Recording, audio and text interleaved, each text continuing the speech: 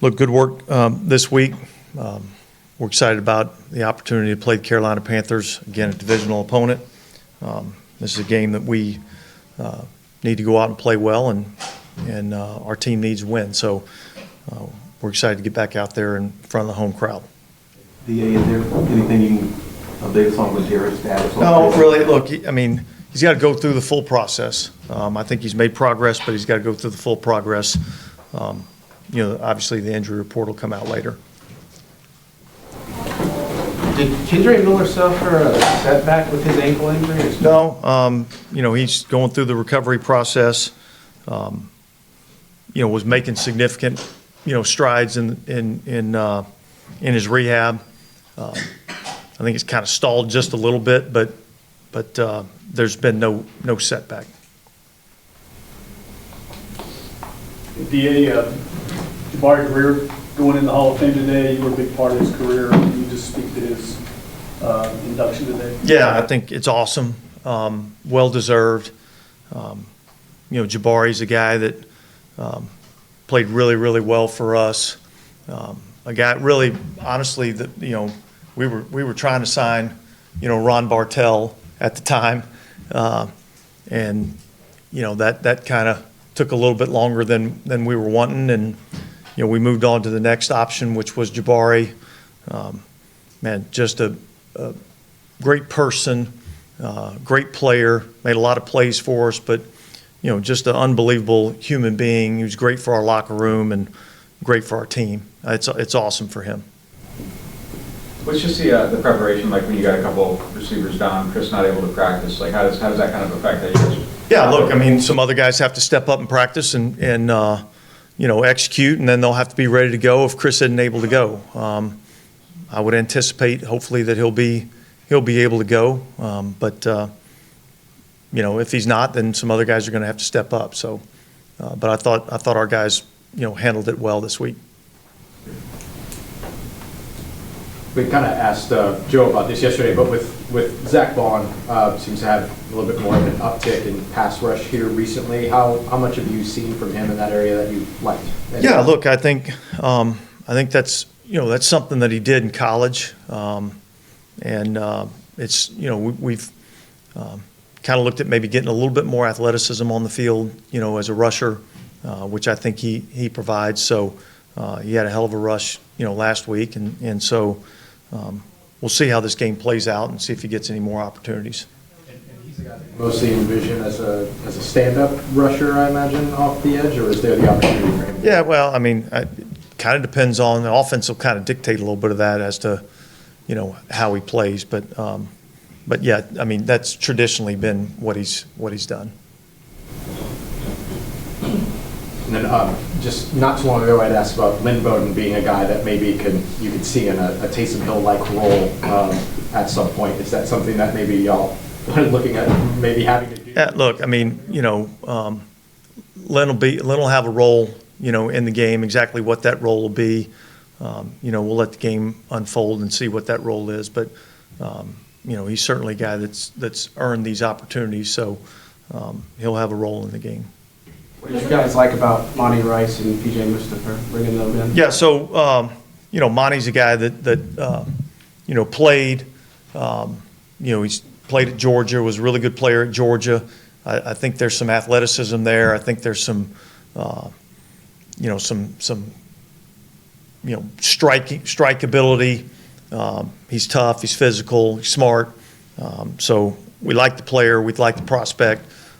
Thought it was good to get him in our building, so we were able to do that. And then Mustipher is a big body, inside, and so obviously with Roach going down, we need to look at some other options that could potentially help us in that role.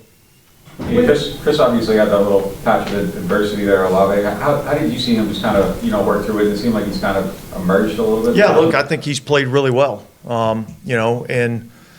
There was a lot of talk about him kind of earlier in the season, and he went through a rough patch. But he fought through the adversity. He knew that, stick to the process, keep coming out here every day, going to work. And that's really what he did. And as the season goes on, he's gotten more and more opportunities, and I think he's taking advantage of those opportunities. So really proud of, what he's been able to do and fight through that, because it's not easy. But I think he's done a nice job of that. With Olave being sick enough to miss practice, is it a situation where he's had to stay at home, and kind of how do y'all handle that in terms of preparation for the game and meetings and stuff like that? Yeah, look, I mean, he's involved. He's been at home, because we don't want that kind of going through the rest of the roster. He's got the flu, all right. So he's on medication. He'll be back in here this afternoon with the doctors. When you get a situation like that, you try to keep those guys away from the rest of the team as much as you can, so you don't have that running through the team. So, but he's been involved with the game plan, and if he's healthy enough to play and feels well enough to play, he'll be out there on Sunday. I can imagine you don't want to repeat of We've already had one go through the roster. We don't want that same thing happening again. Obviously, Literally go through the roster. obviously the doctors have to make the determination on Derek Carr, but how do you decide, early on, it felt like with 2 concussions, maybe he'd be a long shot to play, but he's obviously getting a lot of snaps in practice, and you don't know how many to give him and James. Yeah, so when you go through, the concussion protocol, there's some steps that have to happen, and there's some early conversation, with the doctors in terms of, like we had Chris Olave last year that had the concussion, and we kind of knew pretty early in the week that it was going to be hard for him to, to clear because of the severity of the concussion, it was going to be hard for him to clear. We didn't get that sense from, Derek, or from the doctors with Derek, and so, we kind of had to manage the week a little bit, not 100% knowing. And so both of those guys, have gotten opportunities and gotten reps, and both of those guys will be prepared to play if their number's called. So that's kind of the way we handled it. Did you guys find out anything more about Taysom Hill's hand injury and kind of what's been going on there? I don't want to go into the details in terms of, what it is. I don't think that's really, the limiting factor. The limiting factor with him has been more the foot. And so, what do you think's been behind kind of the uptick in y'all's rushing numbers lately?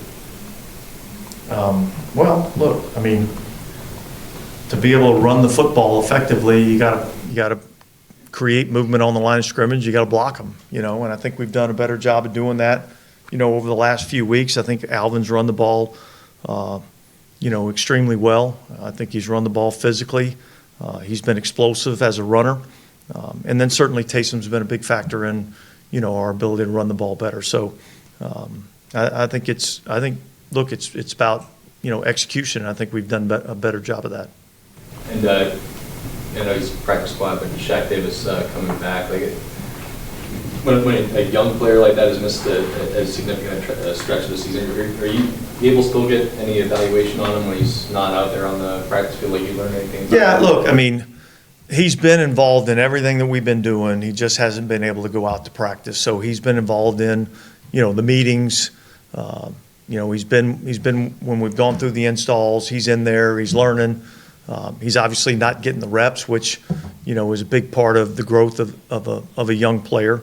And so I think it's important, for him to be able to get back out here, start taking some reps, and really actually be able to physically go through the things that we're going to be asking him to do. Now, obviously, a majority of that's happening, on the look squad, but we're excited about having him back out here. I think he's a good prospect. Foskey, did he re-aggravate the quad injury of the game? Yeah. Dennis, the booing the other day, I know we talked about it, but I'm kind of curious, did you feel the need at all to talk to Derek at all about it? Is that something that comes with the territory?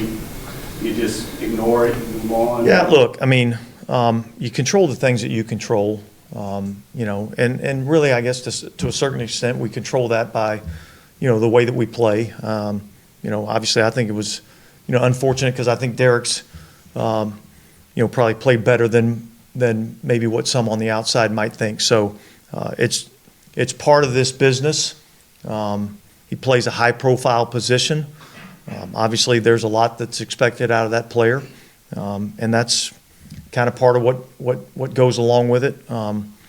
You know, I had a nice conversation with Derek after the game, and he's a tough guy. So, you know, he'll battle through whatever adversity that anybody wants to throw at him. Anything else? All right, guys, thanks. Mike, JD?